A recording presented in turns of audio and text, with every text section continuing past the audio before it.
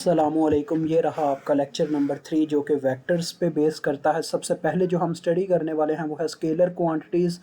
तो what is scalar quantity? तो चले आए स्टडी करते हैं। Scalar quantities are those with which only a magnitude is associated. यानी कि स्केलर क्वांटिटीज़ वो क्वांटिटीज़ होती हैं जिनके साथ सिर्फ मैग्नीट्यूड का लेना देना होता है। मैग्नीट्यूड मीन्स उनकी अमाउंट, ठीक है जी, डायरेक्शन की बात नहीं हो रही।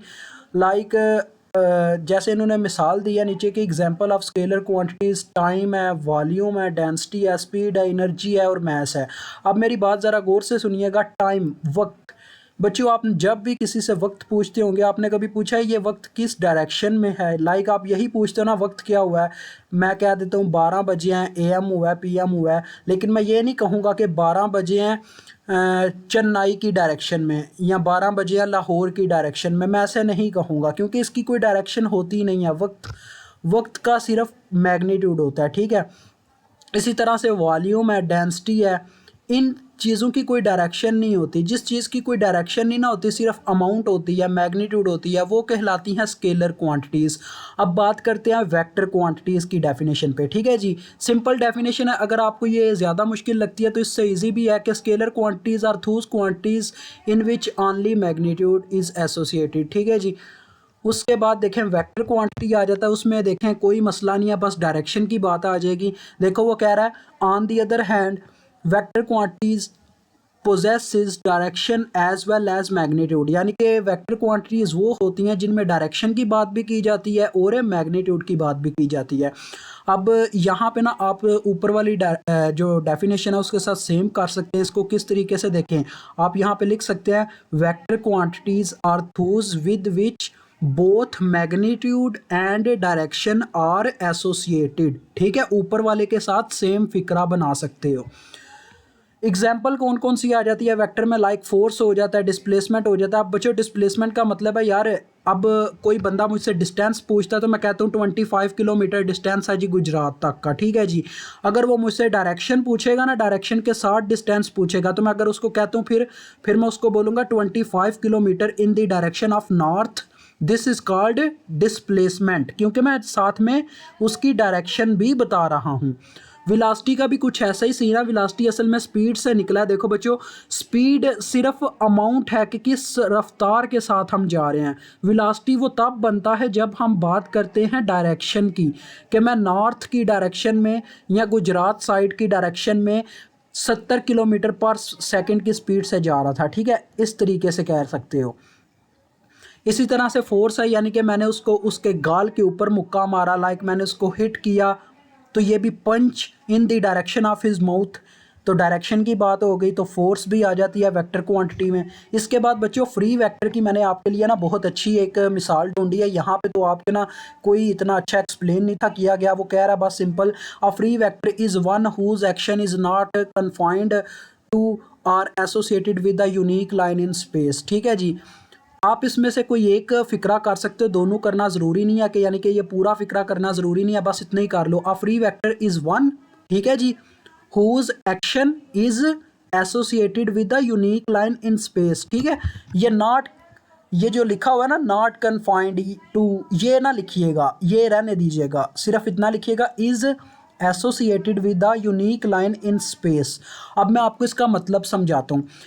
बच्चों ये कह रहा फ्री वेक्टर, बच्चों ये वो चीज़ें होती हैं लाइक जिनका जो है ना असर आप स्पेस के अंदर, यानी कि ये जो आपका स्पेस, इसको वॉल्यूम, लाइक हमारा ये जो इन्वायरमेंट है ना जिसमें अभी मैं बैठ के आपको लेक्चर दे रहा हूँ, ठीक है। लाइक मैं अभी अपने घर के अंदर बैठा हूँ, तो यहाँ पे जो टेम्परेचर है, टेम्परेचर मैं अगर अपने इस कमरे में हूँ तब भी वो लाइक कह लें 33 डिग्री सेल्सियस है, ठीक है, फॉर एग्जांपल। और अगर मैं दूसरे कमरे में चला जाता हूँ तब भी 33 डिग्री सेल्सियस है। तो यहाँ पे टेम्परेचर जो है ना फ्री वेक्टर है, यानी कि मेरे आगे पीछे मूव करवाने से टेम्परेचर पे कोई असर नहीं हुआ, टेम्परेचर सेम रहा।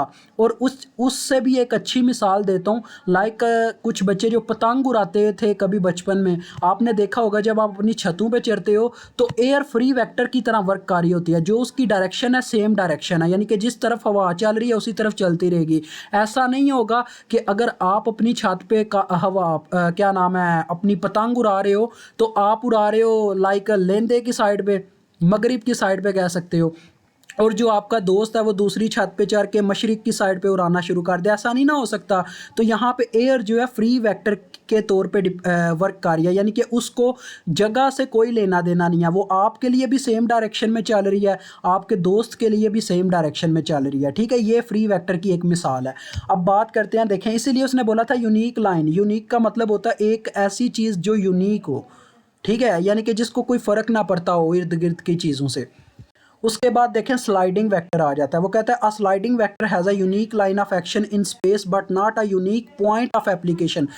यानी कि ये स्लाइडिंग वेक्टर में भी यूनिक लाइन ऑफ एक्शन पाया जाता है स्पेस के अंदर, लेकिन उसका यूनिक पॉइंट नहीं होता, यानी कि सेम पॉइंट पे फोर्स लगाने का चक्कर नहीं है।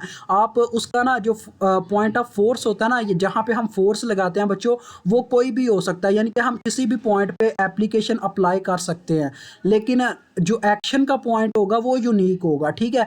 जैसे वो फॉर एग्जांपल कहता है कि when an external force acts on a rigid body, यानी किसी रिजिड बॉडी के ऊपर जब हम एक्सटर्नल फोर्स लगाते हैं तो जो फोर्स उसके ऊपर अप्लाई होगी किसी भी पॉइंट पे एट एनी पॉइंट, वो अलोंग होगी उसके लाइन ऑफ एक्शन पे। अभी आप इसको कोई नहीं समझ पाए, मुझे पता है, मैं आपको मिसाल देता हूँ।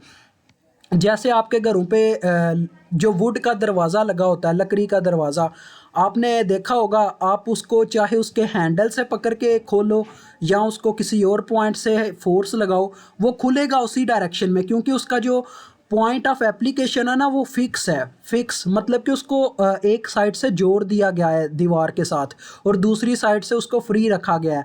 तो डैट्स वाई इसको इसी वजह से ये जो has a unique line of action है ना इन स्पेस, इसका मतलब है ये वो पॉइंट है जो आपका दरवाज़ा जुड़ा हुआ है। और जो but not a unique point of application है, ये वो पॉइंट है, यानी आप किसी भी तरफ से अपने दरवाजे को फोर्स लगा सकते हो, ये वो पॉइंट है, ठीक है। आगे बारी आ जाती है हमारे पास फिक्स्ड वेक्टर की। तो देखो वो क्या कहता है, a fixed vector is one for which a unique point of application is specified. अब यहाँ पे दोनों चीज़ यूनिक हो गई हैं, ठीक है, लाइन ऑफ एक्शन भी, पॉइंट ऑफ एप्लीकेशन भी। तो इसकी मिसाल भी आपको मैं देता हूँ, देखें बहुत ईजी है। आपने ना ये डेफिनेशन में देखें क्या कह रहा है, the action of force on a deformable or non-rigid body must be specified by a fixed vector at the point of application of the force. Action of force on non-rigid body is its example। यानी वो कह रहा है कि जहाँ पे आप force लगाओगे ना वहीं पे आपको पॉइंट ऑफ एप्लीकेशन यानी कि उसका रिजल्ट भी मिलेगा, वो ये कहना चाह रहा है फिक्स्ड वेक्टर की मिसाल में। लेकिन परेशान ना हो, इसकी भी मिसाल देता हूँ डेली लाइफ की। आपने गुब्बारा तो कभी इस्तेमाल किया होगा यार, गुब्बारा तो सारी आप बचपन में बालून का इस्तेमाल करते हो। तो आपने इतना अंदाज़ा लगाया होगा, लाइक एक बालून है आपके पास, ठीक है, अपने दिमाग में ये फ़र्ज़ कीजिए एक बालून है आपके पास, एक नीडल है, सुई है। आप उसको जिस पॉइंट पे बच्चों यानी कि हिट करोगे ना बालून को, उस लिहाज से वो फटेगा, यानी कि उसकी शेप उस लिहाज से चेंज हो जाएगी फटने के बाद। तो यही चीज़ है कि जो फिक्स्ड वेक्टर होता है उसका जो फोर्स का असर होता है वो उसी पॉइंट के मुताबिक होता है जहाँ पे हम उसको लगाते हैं। अब मैं बालून के नीचे अगर लगाता हूँ ना सुई को, तो उसका जो फोर्स का रिएक्शन होगा वो मुझे एक डिफरेंट टाइप का मिलेगा। अगर मैं किसी और जगह पे हिट करूँगा तो उसका भी कोई डिफरेंट रिएक्शन होगा। तो ये चीज़ है फिक्स्ड वेक्टर की। तो इंशाल्लाह नेक्स्ट लेक्चर में हम आगे की बात करेंगे। अभी मुझे इजाज़त दें, खुदा हाफिज़।